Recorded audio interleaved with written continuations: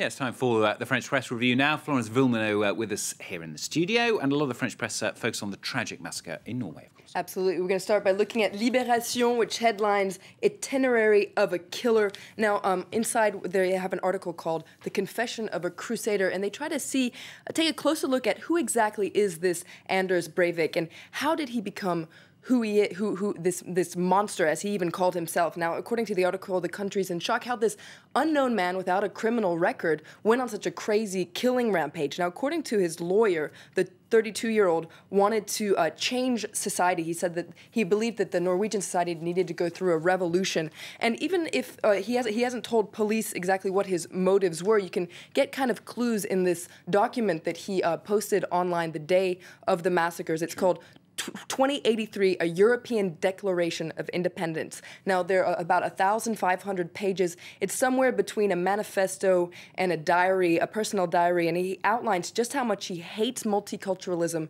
and how he plans on attacking his country. Now, it was a 9-year master plan that he posted here online. And Breivik, in this article, we find out that he had this double life where he used an agricultural business to cover the fact that he was buying explosives. There are other details emerged, including the fact that he took regular doses of steroids. And Libération also taking a bit of a look at the rise of the far right across Scandinavia. Absolutely. It's an article called The Extremist Flame in Scandinavia. It starts by looking at the situation in Norway. Now, the extreme right party is called the Norwegian Progress Party, and it admits that Anders Breivik was a card-carrying member until 2007. Now, he left the party because he was disappointed that its leaders weren't doing enough to fight this multiculturalism that I've already outlined that he hated so much. Now, the party was created in 1977, and it's really gained a lot of ground in the last 10 years. And in 2009, it became the second largest political party in Norway. Now, it's based largely on populist politics, promoting born and bred Norwegians, and it has very a tough stance on immigration, and is often spoken out against what it sees as an Islamization of the country. And this far-right parties are also gaining ground in neighboring countries. For instance, in Denmark, the People's Party is part of the ruling coalition.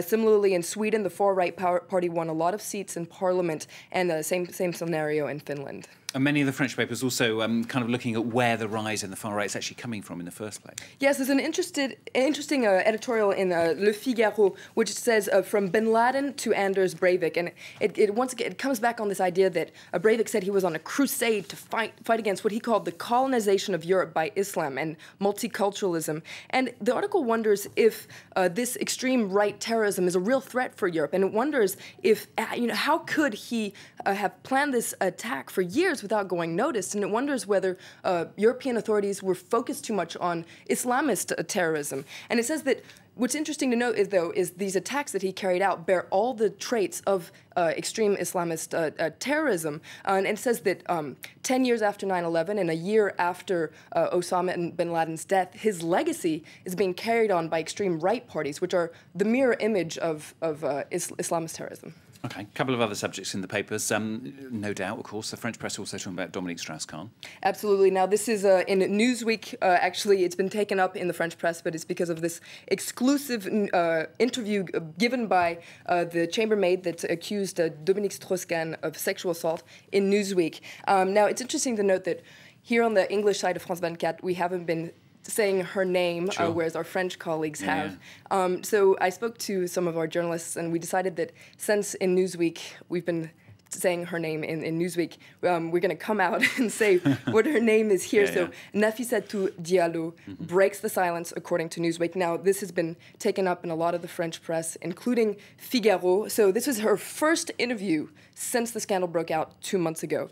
Now, she claims that she's determined to see the former IMF chief sentenced. She says that people are calling her a prostitute because of him. She says that she wants to see him go to jail and be in a place where he can't rely on money and power. Now, according to Le Figaro, she might be playing her last card because it emerged that she'd been lying to investigators since the very beginning. And according to Dominique Strauss-Kahn's legal team, she's just trying to win public support.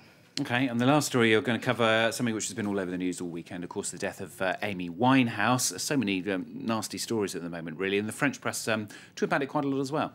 Absolutely. Now, she was a big star here in France, and Libération has a nice... you know, kind of, they come back on her stellar and very short career with a lot of admiration for her. They compare her voice to the great jazz and soul divas like Sarah Vaughan and Aretha Franklin. But they also, of course, come back on her troubled years struggling with drug addiction and alcoholism. Now, according to the article, she became somewhat of a circus freak and was unable to perform and canceled a lot of shows, including here in Paris in 2007. And it's interesting to note that Libération interviewed Amy Winehouse back in 2007 when she came out with her Grammy Award-winning album Back to Black. And at the time, she said that she wasn't a very bright girl, she just was a musician, loved music, and actually that she wanted to become a housewife and a mother. Excellent. A bit of impromptu music there from the Sound Gallery. Perfect timing. Thank you very much. All right, Florence, well done. That was Florence Villeneuve with a look at the French papers. She'll be back a little bit later on with the international papers here on France 24. Stay with us.